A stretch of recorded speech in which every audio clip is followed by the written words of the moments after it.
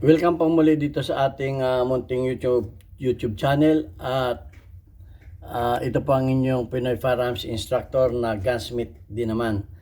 Ngayon ay pagbibigyan, bago ako bumati at magpasalamat, ay gusto ko lang muna basahin ang katanungan ni Johnny Sarmiento.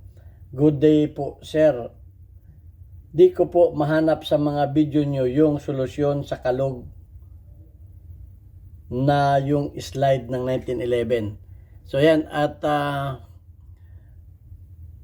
siguro mga 2 o 3 beses ko na itong na video, pero sa kahilingan ni Johnny Sarmiento at yung mga iba pa na hindi pa nakakaalam kung paano solusyonan ang kalog na slide kahit hindi 1911, ay bibigyan natin ng kasagutan ngayon.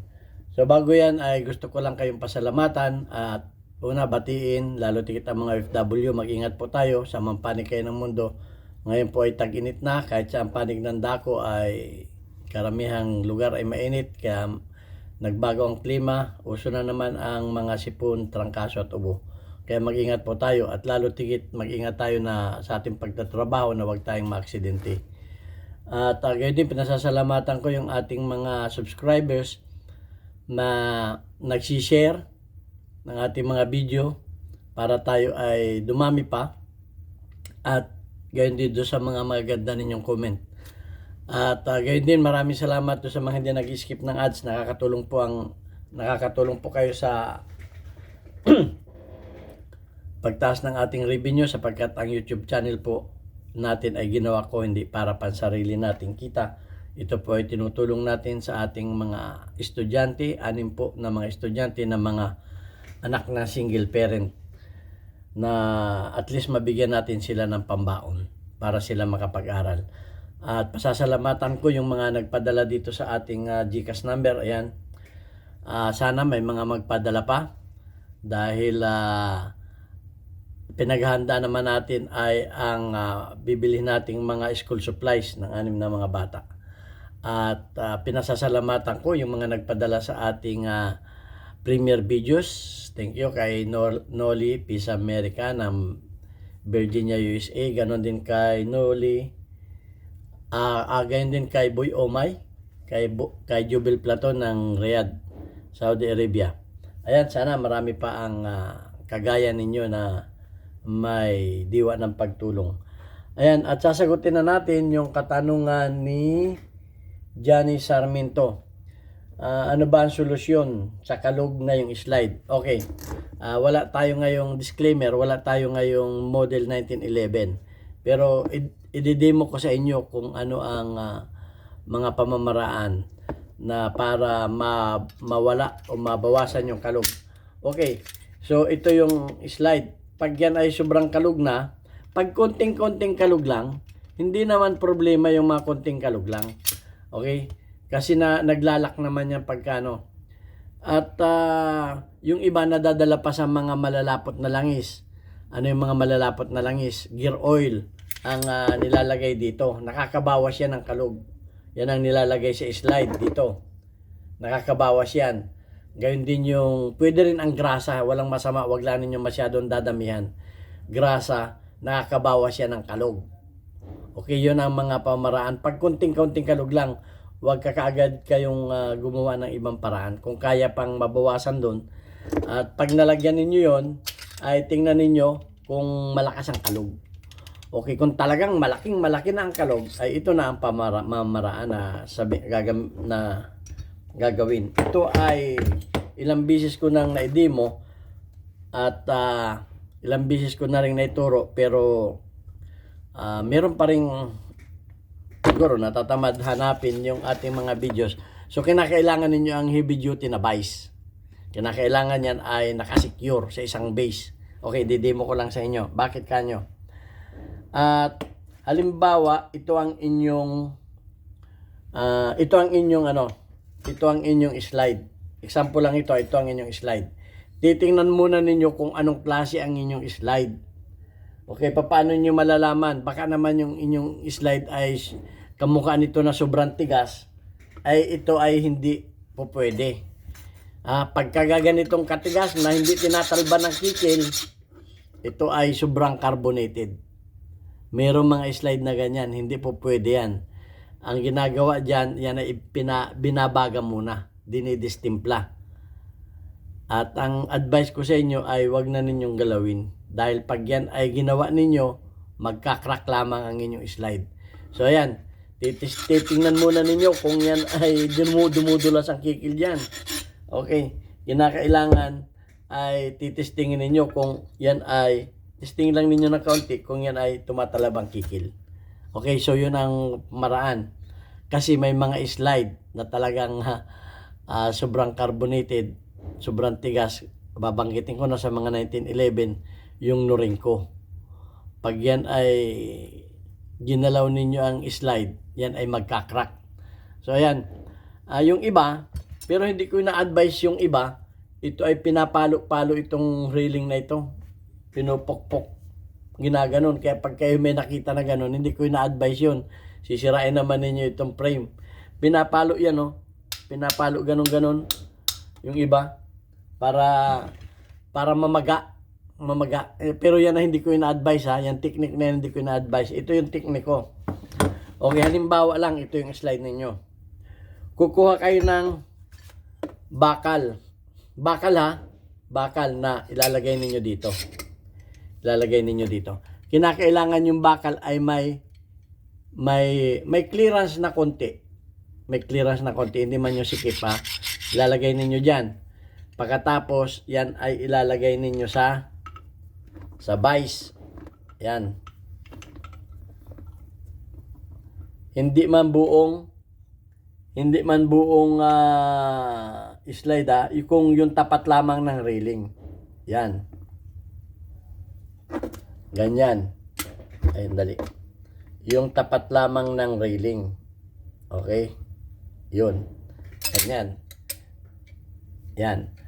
At kinakailangan nandun yung bakal sa loob. Okay? Hahawakan ninyo ganun para hindi malaglag. Saka ninyo yan higpitan. Saka ninyo ito higpitan. Para kumipot yung tapat ng railing. Higpitan ninyo. Okay? Pero ang ina-advise ko ay kinakailangan yung clearance niya ay sakto lamang na ganito.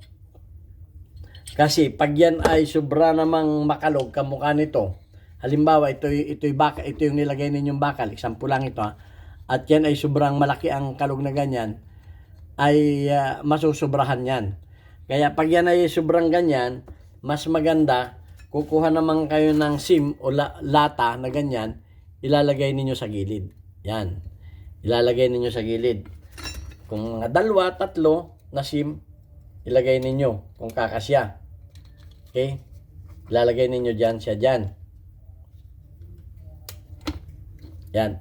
Lalagay ninyo sa gilid dyan. Ganyan. Ang purpose niyan ay para hindi sumubra. Kasi mahirap pag sumubra. Okay? So, ipitin ninyo yan. Ipitin ulit ninyo. Ganon din procedure. Ipitin ninyo ganyan. Ito lang. Demo lang ito. Ipitin ninyo. Higpitan ninyo. Hindi naman maano yan dahil hindi naman susubra yan dahil may suporta na bakal nga doon eh. Okay, higpitan ninyo. Pagka nahigpitan na ninyo, isusukat ninyo. Ngayon ay luwag pa rin. Babawas kayo dito ng isa. Isang ganito kanipis. Kung ano man yung nilagay ninyo, manipis lang yan eh. Babawas kayo. At ipitin ulit ninyo. Yan. Ipitin ulit ninyo yan. Ganyan.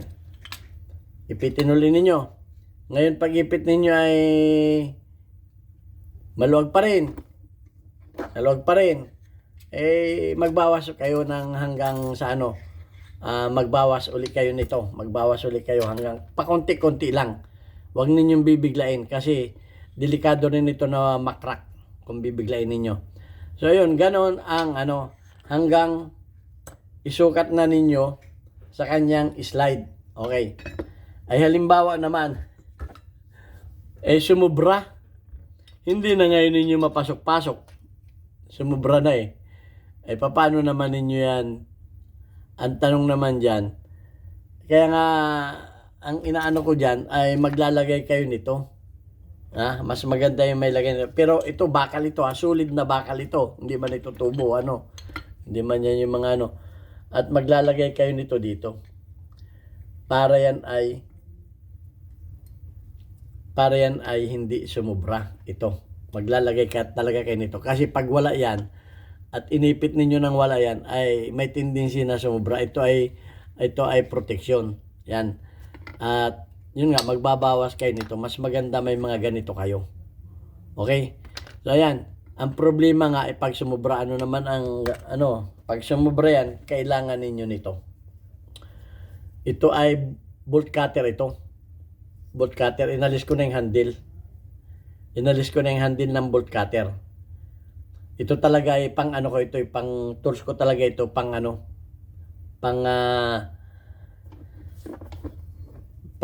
fitting ko talaga ito ng mga slide. So, ganito naman ang gagawin ninyo. Ilalagay naman ninyo yan.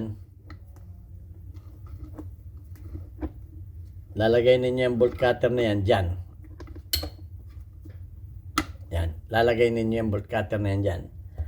At ilalagay naman ninyo yan dito. Lalagay ninyo yan dyan. Mag-umpisa kayo dito kung saan ang unang pinapasok. Pakonti-konti naman ninyong pabubukahin yan. Pabubukahin naman ninyo yan. Yan, bubukayan. Okay, bubukayan.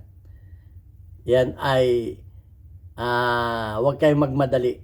Pakonti-konti rin yan. Tansyahan yan. Tatansyahin ninyo yan. Para bumuka yan. Yan o. Ito ang magpapabuka dyan.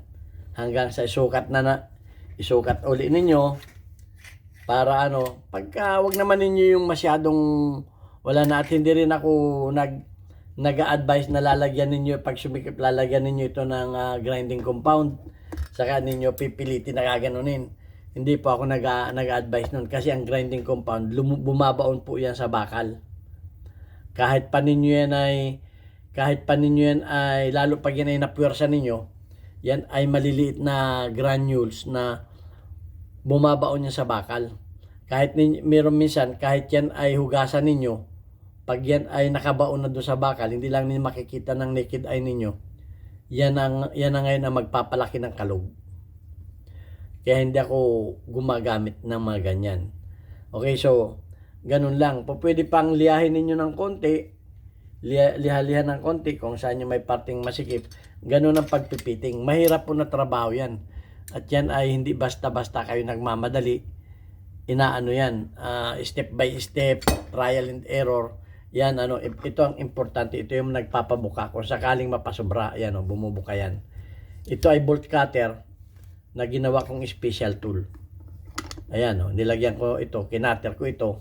Ayan, nilagyan ko ng ganyan para yan ay bumuka. Ganyan ang magiging itsura niyan. Okay, pero dahan-dahan lang. Inulit ko, dahan-dahan lang. So, ayan ang aking ginagawang procedure kung paano ninyo matatanggal yung mga sobrang kalog. Okay? Sana, unawain ninyo mabuti yung aking itinuro. Yan ay talagang sariling experience ko yan. At kung may experience din kayong iba, at gusto ninyong ituro din ninyo kung meron kayo. Kasi kanya-kanya naman tayo ng experience kung ano ang mga pinagagawa natin. Okay? Pero ako hindi ako nagpupupok-pok, hindi ako nagpapapalo-palo niyan. Talagang kalkulado yung gawa ko, kalkulado. Tinatansya ko. Kaya meron akong may mga spacer akong ganito, may mga bakal akong ginagawa na ganito. Kung ano man yung caliber, kung ano man yung model, dapat may mga tools kayong ganyan. Okay, yung mga tools ko ganyan, inuwi ko na sa Pilipinas. Yung mga pang 1911 ko. Doon ako nagpipiting kasi wala naman ditong masyadong kalog-kalog. Okay, ito lang ang tools ko dito na paluwag. Okay, at doon sa mga baser na nagsasabi na kung ayaw ko daw mabas, ay wag ko na daw sagutin yung tungkol sa mga law. Yan po ay kasama sa mga itinuturo ng mga firearms instructor pag nag-conduct ng gun safety seminar. Kasama po yan. Yung mga itinuturo na yan, kinakailangan alam din talaga ninyo yung mga basic law tungkol sa pag-gun handling. Okay, so pag tinanong talaga sa atin yan, ay talagang tinuturo ko yan. Kahit ako ay hindi abogado, pero marunong naman tayong magbasa ng batas. Andyan ang batas sa YouTube, sa Google. Mas maganda kayo nang magbasa para malaman ninyo. At marami nagtatanong tungkol sa self-defense. Pinaliwanag ko na yan. Hindi lahat ng away ay papatak. Kung nadisgrasya ninyo ay papatak sa self-defense. Hindi po lahat yan. Pag-aralan po ninyo yung tatlong element ng self-defense, napakaraming nagtatanong sa akin ng mga senaryo. Ayan po ay pinagdidibatihan na ng mga abogado. Yan na, may mga panahon talaga na basta't yung bawal ay bawal. Yung lamang, huwag na ninyong ipilit. Yung bawal. Pag sinabing bawal, huwag na ninyong gawin. Iwasan na ninyo para maiwasan natin yung sakit ng ulo. Yan lang masasabi ko sa inyo. Huwag maging matapang pag tayo ay may baril. Maging duwag tayo. Dahil alam natin na tayo ay makakadisgrasya. At hindi naman license ang baril para tayo pumatay. May mga circumstances lamang na dapat nating gamitin yan. Hindi sa lahat ng bagay. Okay, sana may natutunan kayo tungkol dito sa ating videos ngayon. At babasahin ko lamang yung ating mga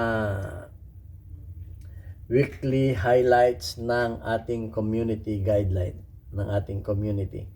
Okay, community spotlight, weekly highlights of your most engaged audience members including your top commenters. Shout out kay Alfredo Isidro, meron kang 100 plus, perfect na engagement. Si You Steady ay meron lamang isa. Si Unico Iho ay may 100 plus, perfect ang iyong engagement.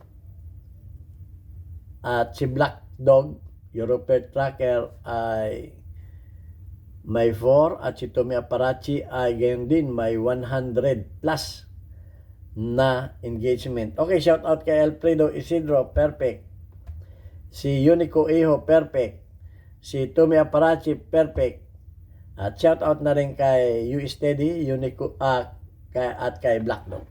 Okay, so yan, mag-comment lamang kayo, mag-share ng ating mga videos, mag-thumbs up para mapasama rin kayo sa mga community spotlight. Ito ang inyong Pinoy Firearms Instructor.